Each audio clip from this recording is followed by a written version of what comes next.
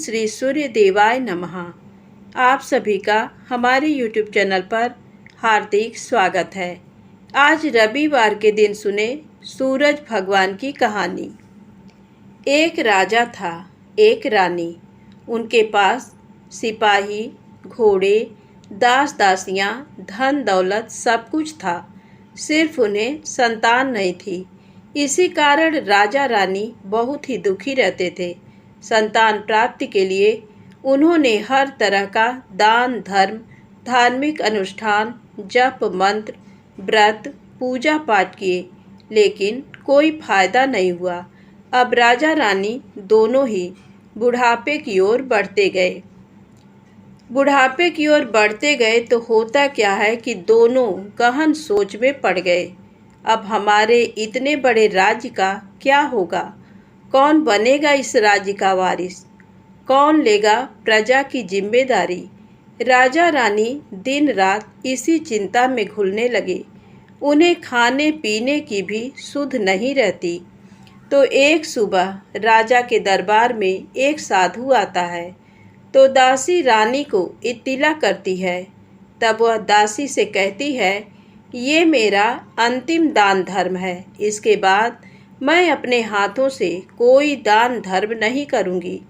रानी चावल भरा छाछ हाथ में लेकर बाहर आती है और साधु की झोली में भिक्षा डालने आगे बढ़ती है। तो उसके चेहरे पर छाई उद्विग्नता साधु की दृष्टि में आती है। वह उससे पूछता है, रानी साहिबा, क्या हुआ है? आप क्यों इतनी उदास हैं? तब रानी साधु को सारी हकीकत बताती है और सिसकने लगती है। उस पर वह साधु कुछ पल गंभीर हो जाता है और कहता है, चिंता मत करना रानी साहिबा, आपकी संतान की इच्छा पूरी हो जाएगी। आपकी कोख से एक पुत्र जन्म लेगा। मात्र वह 14 साल तक ही आप लोगों को मिलेगा। उसके आगे वह इस मृत्यु लोक में नहीं रह पाएगा। इससे बढ़कर आपको कुछ देना मेरे लिए संभव नहीं है। अपनी बात पूरी करते उसने अपनी झोली में हाथ डाला, थोड़ी सी भभूत निकालकर रानी को दी और कहा, आप और महाराज दोनों इसे बांटकर ग्रहण करना। तुम्हें जल्द ही पुत्र प्राप्ति होगी। इतना कहकर साधु अपनी राह चला गया। उसके जाने के बाद रानी सोचने लगी, 14 साल तो 14 साल ही सही। उतने समय के लिए हमें पुत्र मिलेगा, यही काफ़ी है। उतने साल तक मैं उसे जी जान से बड़ा करूँगी। उसे ढेर सारा प्यार दुलार दूँगी। अपनी संतान की मुराद पूरी करूँगी। उस रात अपना सारा राजकाज खत्म करके राजा जब रानी के महल में गए तो रानी ने राजा को सारी बात बताई और साधु की दी हुई भभूत राजा को दिखाकर बोली, साधु महाराज ने ये भभूत हम दोनों को ग्रहण करने को कहा है। राजा बोले, इतना दान धर्म किया, जप तप किया, कोई फल नहीं मिला। अब इस भभूत से हमें संतान प्राप्त होगी क्या? उस पर रानी बोली, जब इतना सब कुछ किया तो अब ये भी सही। खामख्वाह उस साधु के क्रोध को क्यों बुलावा दें? राजा को अब किसी पर विश्वास नहीं था, पर रानी को दुख न पहुँचे इसलिए वह राजी हो गया। राजा रानी दोनों नहाते धोते हैं, फिर अपने भगवान का नाम स्मरण करते हैं, अपने पुरखों को स्मरण करते हैं और उस साधु महाराज का नाम स्मरण करके वह भभूत बांटकर दोनों खाते हैं। उसके बाद दोनों निश्चिंत होकर सो जाते हैं। तो कुछ दिन गुजर जाते हैं और साधु द्वारा कहे अनुसार रानी गर्भवती हो जाती हैं। उस पर राजा रानी दोनों की खुशी गगन में नहीं समाती। राजा रानी से बोला, महारानी, सचमुच साधु महाराज की कृपा हो गई। तो 9 माह 9 दिन और 9 घंटे पूरे होकर रानी ने एक सुंदर गोरे चिट्टे पुत्र को जन्म दिया। राजा ने बड़ी धूमधाम से पुत्र का नामकरण किया। सारे राज्य में 8 दिन तक अन्न संतर्पण रखा। उत्सव मनाया गया। अब पुत्र की कुंडली देखने के लिए राज्य के सबसे विद्वान पंडित जी को बुलाया। तो कुंडली देखकर पंडित जी बड़े चिंतित हो गए। कहने लगे, महाराज, हमारा राजपुत्र सिर्फ 14 साल तक हमारे पास रहेगा। राजा को इस बात की भनक थी ही, रानी को भी। साधु महाराज की बात याद थी। दोनों चुप रह जाते हैं। उसके बाद राजा और रानी बड़े प्यार से बेटे की परवरिश करते हैं, उसकी हर ख्वाहिश पूरी करते हैं। थोड़े समय के लिए ही सही, भगवान ने संतान की अपनी मुराद पूरी कर दी। इससे वे समाधान मानते हैं। राजपुत्र दिन प्रतिदिन बड़ा होता है। जब वह 7 साल का हो जाता है तो राजा एक अच्छे गुरु की नियुक्ति करके उसे पढ़ाई लिखाई, राजशास्त्र, शस्त्र विद्या, घुड़सवारी इत्यादि 12 विद्याओं का शिक्षण देते हैं। जब वह सब शास्त्र विद्या में पारंगत हो जाता है और 12 साल की उम्र का हो जाता है, तब एक अच्छी सी राजकन्या खोजकर उसकी शादी कर देते हैं। तो 2 और साल बीत जाते हैं। बेटा 14 साल का हो जाता है। एक दिन राजपुत्र राजा से बोलता है, पिताजी, मैं अपना सारा राज्य घूमकर देखना चाहता हूँ। आज तक मैंने सिर्फ इस रजवाड़े के अतिरिक्त कुछ नहीं देखा है। बेटे की बात सुनकर राजा चिंतित हो जाता है, क्योंकि पुत्र को 14वां साल शुरू हुआ था। अब कोई अनहोनी होने का वक्त नज़दीक आ पहुंचा था, लेकिन राजा ये सब बातें पुत्र को बता नहीं सकता था। वह क्या करता है कि चेहरे पर खुशी लाकर बेटे से कहता है, हाँ हाँ, जरूर जाओ बेटा, तुम्हें अपना सारा राज्य घूम कर देखना चाहिए। कहाँ क्या है ये सब जानना चाहिए। कल मेरे बाद तुम्ही को तो राजा बनना है। मात्र एक बात का ध्यान रखें, तुम जहाँ जा रहे हो, क्या कर रहे हो, ये बात अपनी पत्नी को नहीं बताना। पुत्र कहता है, ठीक है पिताजी, आपने जो कहा है मैं वैसा ही करूँगा। राजपुत्र दिन भर अपनी पत्नी के साथ मौज मस्ती करता है, खुशियाँ मनाता है और रात को ठीक 12 बजे बिस्तर से उठकर बाहर चला जाता है। फिर पौ फटने से पहले वापस अपने महल में आकर सो जाता है। ऐसे बहुत दिनों तक चलता रहा। अब पुत्र का 14वां साल खत्म होने में कुछ दिन ही बाकी रहते हैं। इतने में उसकी पत्नी यानी छोटी रानी रात में जाग जाती हैं। वह देखती हैं कि बिस्तर पर राजपुत्र नहीं है। वह महल में सब जगह देखती हैं, तो राजपुत्र कहीं भी नजर नहीं आता। तो वह क्या करेगी, किससे कहेगी? वह चुपचाप रहती है। फिर भोर होने पर वह देखती है कि उसका पति अपनी जगह सोया हुआ है। वह पति से कुछ नहीं पूछती, लेकिन दूसरी रात भी वैसे ही होता है। तीसरी रात, चौथी रात, ऐसे बहुत दिन तक चलता है। रानी बहुत ही चिंतित हो जाती है। पति रात को जाता कहाँ है, किससे मिलने जाता है? उसके मन में ढेर सारे सवाल उठते हैं, लेकिन उसे पूछने में डर लगता है। शायद पति गुस्सा कर बैठे। सास ससुर से पूछने के बारे में सोचा तो उसकी कुल मर्यादा बीच में आ जाती थी। तो इस तरह मन ही मन वह कुढ़ती रहती थी। इस हालत में उसे खाने पीने में दिलचस्पी नहीं होती। वह दुबली पतली हो जाती है। तो उस राज्य में फूल बेचने वाली एक बूढ़ी मालिन थी। वह हमेशा छोटी रानी को फूल देने उसके महल में आती थी। उस बुढ़िया का ध्यान छोटी रानी पर जाता है। वह उससे पूछती है, बेटी, तुम्हें किस बात का दुख है? तुम इस तरह सूखकर कांटा क्यों बनी हो? उस पर रानी कहती है, क्या बताऊं तुम्हें अम्मा, तुम्हारा राजपुत्र हर रात बिस्तर पर से उठकर कहीं चला जाता है और सुबह भोर होते ही वापस आकर सोता है। वह कहाँ जाता है? प्रेमिका से मिलने जाता है क्या? ये सोच सोचकर मैं अन्न जल ग्रहण नहीं कर पाती और सूख सूख कर इस तरह कांटा बन गई हूँ।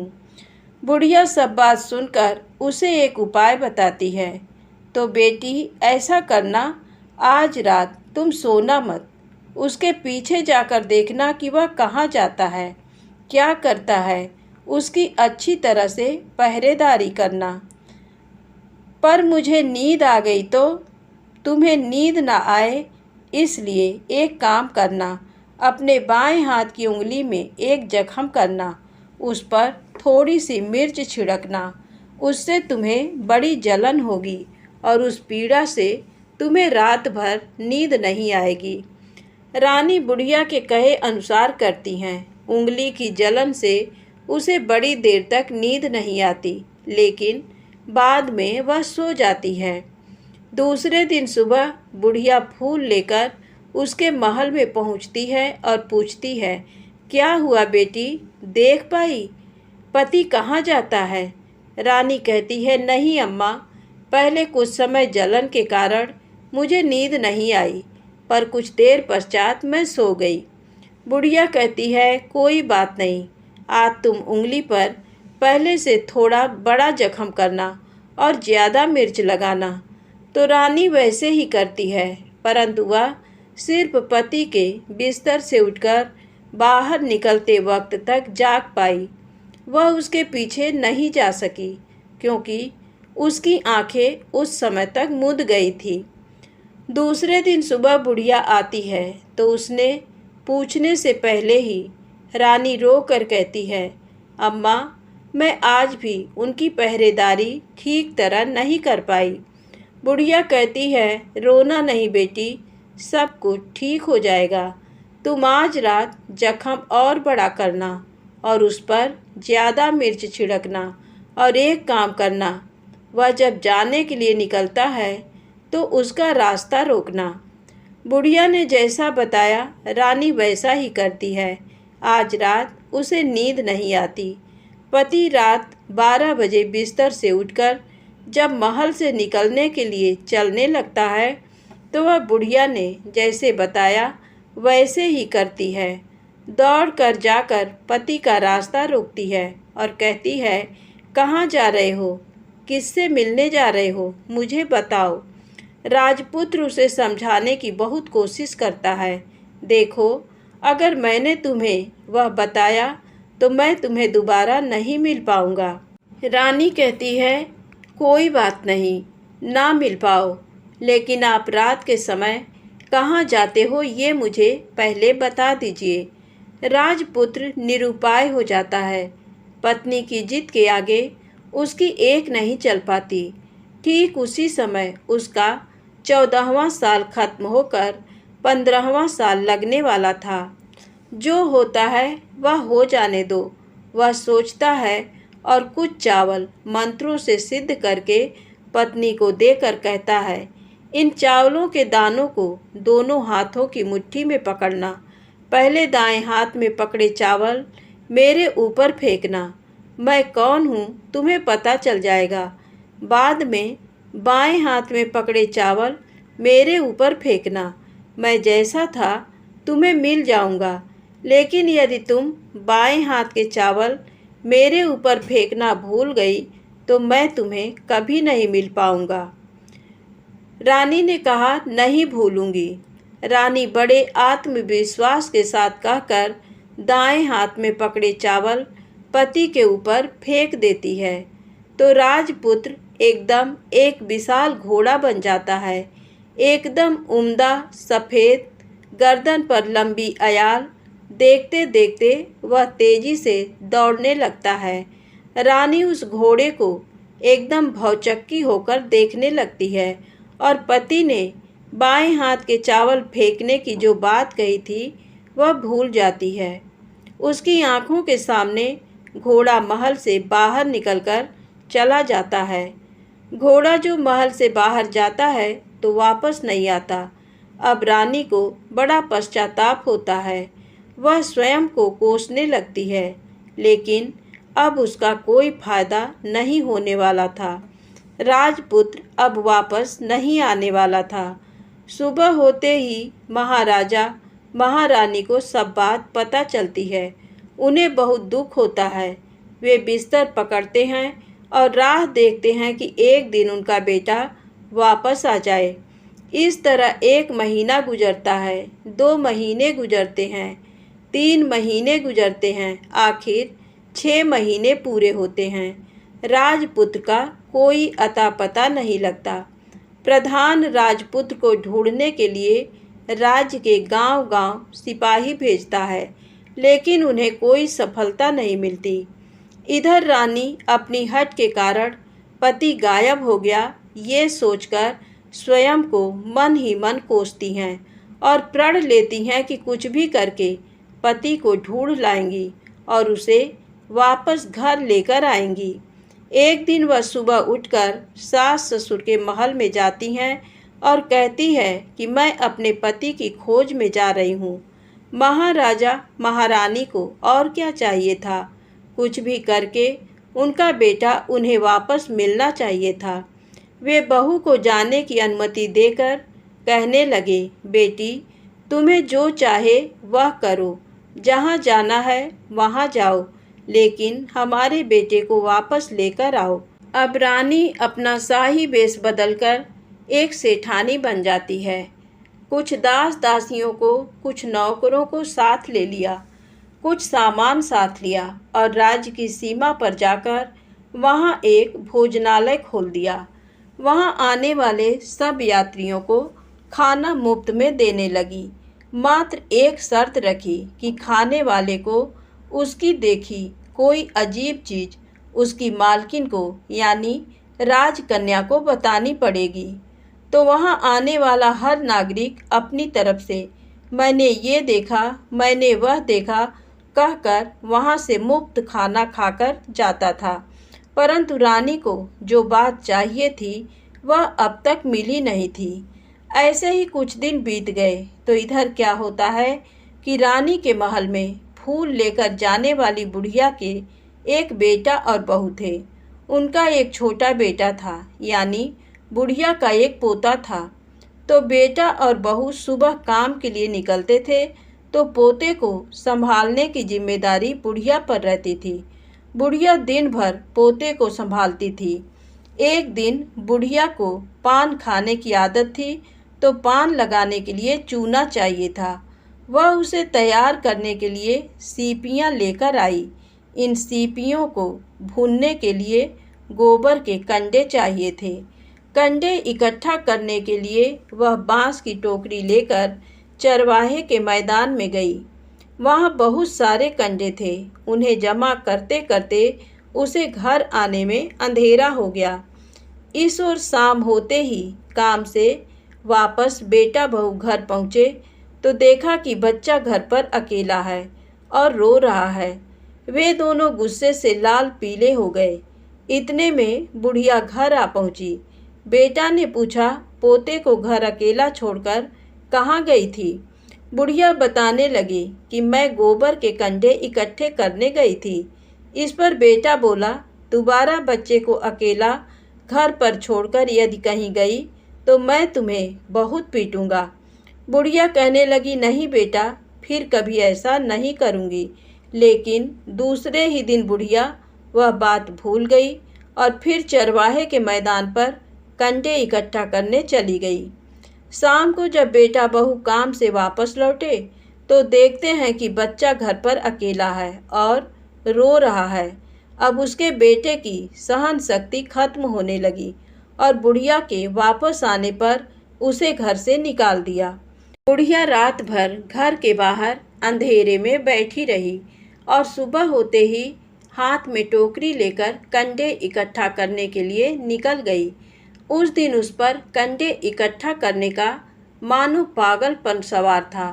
कंडे इकट्ठा करते करते कब अंधेरा छा गया उसे मालूम ही नहीं चला। उसे जब ध्यान आया तो गांव का रास्ता भी ठीक तरह से दिखाई नहीं दे रहा था। वह अंधेरे में आंखें फाड़कर देखती देखती किसी तरह आगे निकल पड़ी। तो होता क्या है कि एक कपिला गाय छन छन की आवाज़ करते, गले की घंटी बजाते ठुमक कर उस मैदान पर आ गई। उसे देखकर बुढ़िया सोचने लगी कि इस गाय के पीछे पीछे जाऊंगी तो गांव तक पहुंच जाऊंगी। तब बुढ़िया उसके पीछे पीछे जाने लगी। वह गाय क्या करती है कि उस मैदान से लेकर एक एक करके 6 मैदान पार करती है। आखिर में वह 7वें मैदान पर पहुंचती है। तो वहाँ क्या होता है कि उस मैदान पर एक बड़ा सा पत्थर है। गाय जाकर उस पत्थर को अपना सींग मारती है। सींग मारा तो वह पत्थर दूर हट गया और पाताल में नीचे जाने की सीढ़ियाँ दिखाई देने लगी। तब वह गाय उन सीढ़ियों से नीचे जाने लगी। बुढ़िया वह सब देखती रही और झट जाकर गाय की पूँछ को पकड़ लिया। पूँछ पकड़कर वह गाय के साथ नीचे पाताल में पहुँच गए। पाताल में पहुँचते ही तुरंत गाय की पूँछ छोड़ दी और इधर उधर देखने लगी। वहीं से बुढ़िया ने देखा कि पाताल में सब जगह जगमगाहट है। दिया दीप जलते हैं और तेज रोशनी गाय के ऊपर पड़ती है और वहाँ अद्भुत घटनाएं घटने लगीं। गाय के नीचे जाते ही उसके गले में अपने आप सांकल पड़ गई और छम छम करके कोई दुधाड़ी में गाय का दूध दूहने लगी। लेकिन जो भी कोई वह कर रहा है वह मात्र दिखाई नहीं दे रहा। बुढ़िया बहुत घबरा गई, कहाँ आकर फंस गई। वह सोचने लगी और यहाँ वहाँ छिपने के लिए जगह ढूंढने लगी, लेकिन उसे कहीं भी जगह नहीं मिली। हर जगह उजाला ही उजाला था। तो वह यूँ एक कोनों में खड़ी रह गई और जो कुछ सामने हो रहा था उसे चुपचाप देखने लगी। कुछ पल के बाद वहाँ झट से एक उम्दा सफ़ेद घोड़ा आया। वहाँ 2 कुंड थे। उसमें से एक कुंड में उस घोड़े ने छलांग लगाई और ऊपर आ गया। अब उसे राजपुत्र का रूप प्राप्त हो गया। राजपुत्र बनने के बाद उसने दूसरे कुंड के पानी में स्नान किया। वहाँ रखे नए कपड़े पहने हैं। नज़दीक ही एक सुंदर पलंग था, उस पर आकर वह बैठ गया। उसके सामने अपने आप 5 पकवानों की थाली आ गई। दूध की एक प्याली आ गई। 5 सुपारी आ गए। उसके सामने एक दिया जलता रहा। राजपुत्र ने खाना खाया, दूध पिया, 5 सुपारी खाया और बिस्तर पर लेट जाने से पहले सूर्य देव का स्मरण करके सामने जलते दिए से पूछा, दिए दिए दीपंकर, मेरे माता पिता क्या कर रहे हैं? दिया बताने लगा, बेटे के शोक में डूबे हैं। राज्य कौन संभाल रहा है? राज्य प्रधान संभालता है। मेरी पत्नी क्या करती है? उसने चौराहे पर भोजनालय शुरू किया है और आते जाते लोगों से वह नई खबर के बारे में पूछती है। दिए के ये कहते ही राजपुत्र कहने लगा, ठीक है। उसके बाद वह सो गया। बुढ़िया कोने में खड़ी रहकर ये सब देखती रही। ऐसी अद्भुत घटना उसने जिंदगी में पहली बार देखी थी। उसे अंदर ही अंदर चुलबुलाहट होने लगी। वह अपनी भूख प्यास भूल गई और आगे क्या होता है कि उसे उत्सुकता से देखने लगती है। लेकिन उसके बाद और कुछ घटनाएं नहीं घटती। रात गुजर गई और सुबह हो गई। सुबह होने पर पलंग पर सोया राजपुत्र उठा और फिर से पहले वाले कुंड में छलांग लगाई तो अब वह फिर से घोड़ा बनकर कुंड से बाहर आ गया। बाहर आते ही वह तेजी से उस पाताल नगरी से बाहर निकल गया, लेकिन वह कहाँ गया बुढ़िया को कुछ पता नहीं चला। उसके बाद पिछली रात की तरह कोई उस गाय का छम छम करके दूध दोहने लगा। जैसे ही दूध दुहाना खत्म हुआ, उसके गले की सांकल अपने आप खुल गई और वह गाय तेजी से ऊपर जाने वाली सीढ़ियाँ की ओर भागने लगी। गाय को दौड़ते देखकर बुढ़िया सोचने लगी, अब गाय के साथ यहाँ से ऊपर जाना ही समझदारी है, नहीं तो कोई मुसीबत आकर मेरे ऊपर टपक जाएगी। झट से उसने गाय की पूँछ पकड़ ली और गाय के साथ ऊपर आ गई। गाय जब ऊपर मैदान में पहुंची तो उस सुरंग का रास्ता अपने आप बंद हो गया और उसके मुंह पर एक बड़ा सा पत्थर पूर्ववत खड़ा हो गया। ऊपर आकर वह गाय जंगल की ओर निकल गई। इधर बुढ़िया एकदम बावली सी हो गई। उसने पाताल नगरी में जो कुछ देखा वह जल्द से जल्द किसी को बताने के लिए उतावली हो उठी। उसे एकदम याद आया कि नगर की सीमा पर कोई औरत भोजनालय चलाती है और नई बात बताने वाले को अच्छा खाना पीना मुफ्त में देती है। वह सोचने लगी कि क्यों न मैं ये बात उस औरत को जाकर बताऊं। यदि उसे ये बात पसंद आ गई तो बाकी जीवन खाने पीने की झंझट से मुक्ति मिलेगी। बुढ़िया ने मन में तय किया और तुरंत उस भोजनालय के द्वार पर टंगे नगाड़े के सामने खड़ी हो गई और जोर जोर से नगाड़ा बजाना शुरू कर दिया। नगाड़े का इस तरह शोर सुनकर मालकिन यानी छोटी रानी मन में प्रसन्न हो जाती हैं कि शायद कोई बड़ी बात लेकर यहाँ आया है। रानी सिपाहियों को आदेश देती है, जाइए और जो कोई आया है उसकी अच्छी खातिरदारी कीजिए। आदेश पाते ही सिपाही नीचे दौड़ गए तो एक बुढ़िया नगाड़ा बजा रही है। उन्होंने पूछा, क्यों री बुढ़िया, क्या हुआ, क्यों नगाड़ा बजा रही हो? बुढ़िया बोली, कुछ नहीं बेटा, यहाँ खाना मिलता है ना, इसलिए आई हूँ। खाना चाहिए, मिलेगा, लेकिन तुझे कोई नई बात बतानी पड़ेगी। हाँ बताऊंगी, एक बात मालूम है मुझे। इस पर सिपाही उसे अंदर लेकर आए। उनको मालकिन का आदेश था कि जो कोई बूढ़ा बुजुर्ग वहाँ आए उनके साथ अच्छी तरह पेश आना, उनका अच्छा आदर आतिथ्य करना। तो सिपाही ने उस बुढ़िया का भरपूर आदर आतिथ्य किया। उसे बड़ी सी थाली भरकर व्यंजन परोसते हैं। बुढ़िया कुछ दिनों से भूखी थी, वह खाने पर टूट पड़ी। खाना खाने के बाद सिपाही ने उसे नई साड़ी पहनने को दी। उसके बाद उसे लेकर रानी के पास आए। बुढ़िया और रानी ने तुरंत एक दूसरे को पहचान लिया। बुढ़िया बोली, बेटी तुम? और रानी बोली, अम्मा तुम? बड़ी देर तक दोनों भांति भांति की बातें करती रहीं। आखिर कुंवरनी बुढ़िया से कहने लगी, अम्मा अब बताओ तुमने क्या नई बात देखी है? नई बात? मैंने कोई नई बात देखी नहीं है।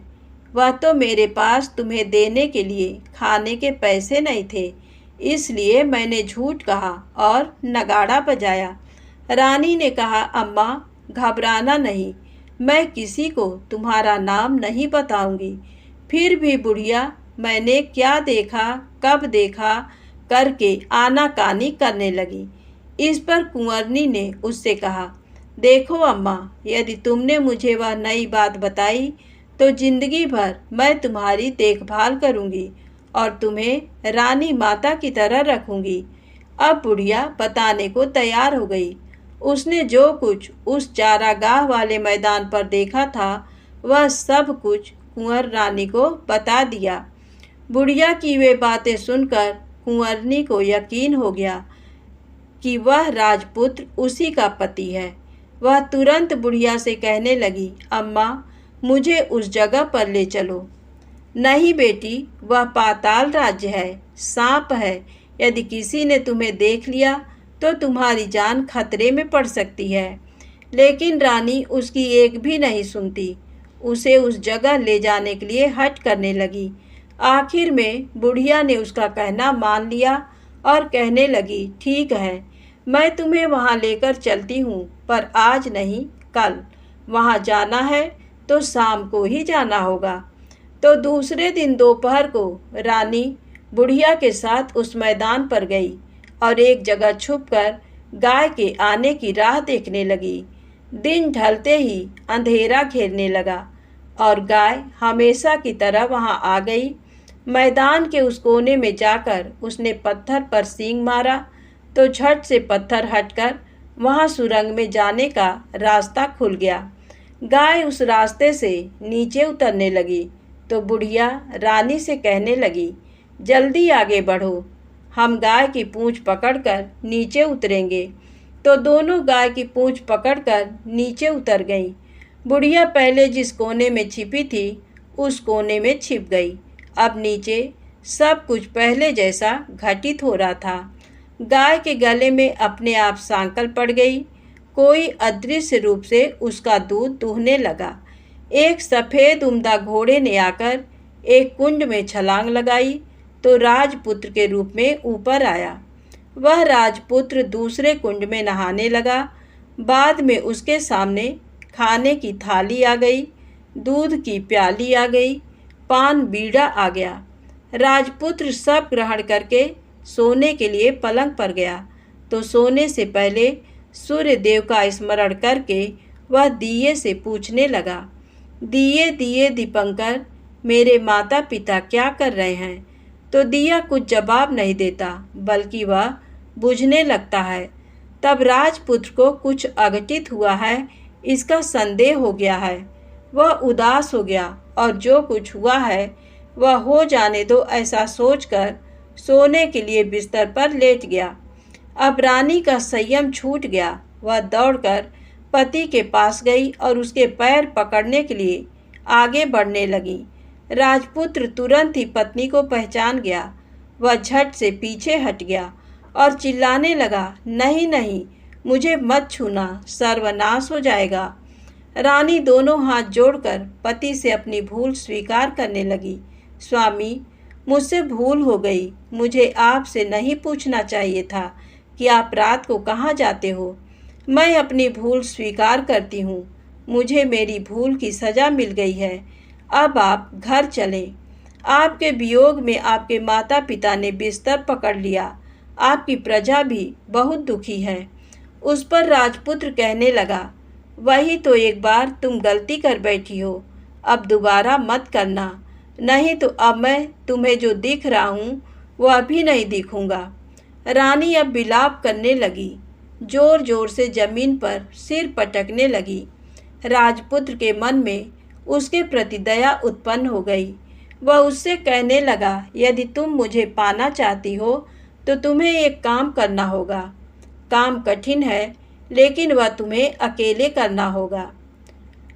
रानी ने कहा, कहो स्वामी, कितना भी कठिन काम हो मैं वह पूर्ण करूंगी। रानी कहने लगी। इस पर राजपुत्र ने उसे बताया, इस पाताल से ऊपर जाते ही तुम्हें एक घना जंगल नजर आएगा। ऐसे 6 जंगल पार करने के पश्चात 7वां जंगल मिलेगा। वह जंगल सबसे घना है। उस जंगल में बीचों बीच एक पीपल का पेड़ है। उसके आसपास की जगह पत्ते, फंदे, जटाएं, कांटे इत्यादि से ढक चुकी हैं। वहाँ बाघ, शेर, भालू, सांप सभी धमा चौकड़ी बैठती है। तुम्हें उन सबको भगाकर वह जगह साफ करनी है। उसको गोबर से लिपाई करके पवित्र बनाना है, रंगोली से सजाना है। उसके बाद वहाँ धूप, कपूर, अगरबत्ती जलानी है। फूल, कुमकुम से पेड़ की तने की पूजा करनी है। दूध, दही से बने चावल का भोग चढ़ाना है। ये सब तुम्हें दोपहर को 12 बजने के पहले करना है। 12 बजने के समय तुम्हें उस जगह पर बैठकर सूर्य भगवान का ध्यान करना है। ठीक 12 बजे सूर्य भगवान का रथ वहाँ उतरेगा। वे वह सब देखकर खुश हो जाएंगे और कहेंगे, जिस किसी ने ये सब किया है उसे मैं मनचाहा फल दूंगा। तो तुम सामने जाकर उसके रथ का दाहिना घोड़ा मांगना, मैं तुम्हें मिल जाऊंगा। इतनी बात कहकर राजपुत्र अपने पलंग पर सो गया और छोटी रानी भोर होने की राह देखने लगी। भोर होते ही वह बुढ़िया के साथ गाय की पूंछ पकड़कर ऊपर आ गई। ऊपर आने के बाद वह बुढ़िया से कहने लगी, अम्मा, अब मैं अकेले ही आगे जाऊंगी, तुम भोजनालय वापस जाओ। वह जंगल में जाकर राजपुत्र की बताई जगह ढूंढने लगी और स्वयं आरी से वह जगह साफ कर दी। बाद में राजपुत्र ने जैसे बताया वैसी लिपाई पुताई करके वापस आ गई। दूसरे दिन पौ फटने से पहले उठी और जंगल में उस जगह पहुंची। वहां जाकर इत्र, गुलाब का पानी छिड़क कर वह जगह सुगंधित की। धूप अगरबत्ती जलाकर उसे पवित्र किया और पूजा की। सब सामग्री वहां तैयार रखकर सूर्य भगवान का ध्यान करने बैठ गई। जैसा कि पति ने बताया था, दोपहर को ठीक 12 बजे सूर्य भगवान का रथ उस पीपल के पेड़ पर आकर रुका है। सूर्य भगवान ने जब रथ से नीचे देखा तो सुगंधित वातावरण देखकर वे बहुत प्रसन्न हो गए। फिर वे बोले, जिस किसी ने ये काम किया है वह यहाँ आकर आज मुझसे कुछ भी मांगे, मैं उसे दे दूंगा। रानी ने जब ये शब्द सुने तो बिना समय गंवाए दौड़कर उनके सामने आ गई और उनको साष्टांग नमस्कार करके बोली, भगवान, वह मैं ही हूँ, मैंने ही ये जगह साफ की है। अच्छा, तो तुम्हें जो चाहिए वह मांगो। भगवान, मुझे आपके रथ का दाहिना घोड़ा चाहिए। सूर्य भगवान बोले, नहीं नहीं, मैं तुम्हें और कुछ भी दे सकता हूँ, लेकिन ये घोड़ा नहीं दे सकता। मेरे रथ के 12 घोड़े हैं, तुम चाहो तो कोई और घोड़ा मांग लो, लेकिन ये दाहिना घोड़ा नहीं, वह मैं तुम्हें नहीं दे सकता। छोटी रानी एक नहीं सुनी, वह सूर्यदेव से एक ही बात कह रही थी, वही दाहिना घोड़ा दे दीजिए, नहीं तो मैं आपके पैरों में गिरकर अपनी जान दे दूंगी। अब सूर्यदेव धर्म संकट में पड़ गए। उन्होंने वचन दे दिया था, अब अपने वचन से पलट भी तो नहीं सकते थे। तब सूरज भगवान ने बोला, मैंने तुम्हें घोड़ा दे दिया, लेकिन घोड़ा तो दिया है, वह तुम्हें यहाँ नहीं मिलेगा, तुम्हें उसे पाताल में जाकर लाना होगा। रानी बोली, पाताल में ही क्या भगवान, मैं उन्हें पाने के लिए कहीं भी जा सकती हूँ। रानी को वचन देकर सूर्यदेव अपने मार्ग चले गए और इधर रानी जंगल से अपने भोजनालय में आ गई। फिर वह बुढ़िया को लेकर उस मैदान पर आ गई। जल्दी ही शाम हो गई। शाम होते ही वहाँ वह गाय आ गई और उसने सींग मारकर सुरंग का पत्थर हटाया तथा नीचे उतरने लगी। रानी और बुढ़िया जल्दी जल्दी उसकी पूंछ पकड़कर नीचे उतर गईं। नीचे पाताल में सब घटनाएं पहले की तरह ही घटने लगीं। घोड़े का एक कुंड में नहाकर राजपुत्र बन जाना, नहा धोकर पलंग पर जाकर बैठना, तो उसे खाने की थाली, दूध की प्याली आना, पान बीड़ा आना। लेकिन आज एक बात नई घटी। आज 2-2 थाली, 2-2 दूध की प्याली, 2-2 पान बीड़े उसके सामने आए। वह कुछ नहीं बोला। अपने हिस्से की थाली खाकर, दूध पीकर और पान बीड़ा चबाकर वह सोने चला गया और हमेशा की तरह दिए से पूछने लगा, दिए दिए दीपंकर, मेरे माता पिता क्या करते हैं? दिया ने बताया, वे दोनों तुम्हारे शोक से मरने की स्थिति में पहुंच गए हैं। ऐसा झट से उसकी आंखों से आंसू टपकने लगे। फिर वह पूछने लगा, दिए दिए दीपंकर, मेरा राज्य कौन चला रहा है? तुम्हारा राज्य प्रधान चला रहा है और वह सब कुछ हड़प चुका है। वह प्रजा पर बहुत अत्याचार कर रहा है। सुनकर राजपुत्र को बहुत गुस्सा आया। वह गुस्से से अपनी मुट्ठी भींचने लगा। अब वह पूछने लगा, दिए दिए दीपंकर, मेरी पत्नी क्या कर रही है? अब दिया कुछ नहीं बोला, चुप रहा। अब रानी का संयम जवाब दे गया। वह दौड़कर पति के गले लग गई। अब मैं तुम्हें मिल गया, राजपुत्र कहने लगा। सच कहते हो, अब आप फिर से घोड़ा तो नहीं बनेंगे? नहीं, दोबारा घोड़ा नहीं बनूंगा। तुमने जो इतने सारे कष्ट उठाए हैं मुझे पाने के लिए, इसलिए सूर्यदेव ने मुझे सदा के लिए घोड़े के जन्म से मुक्त कर दिया है। राजपुत्र ने बड़े प्यार से कहा और उसे गले लगाया, उसके आंसू पोंछे। कुछ देर पश्चात भोर हो गई तो गाय की श्रृंखला टूटकर वह ऊपर भूलोक जाने लगी।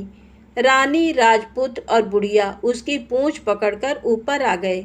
ऊपर आने पर वे सीधे भोजनालय में पहुँचे।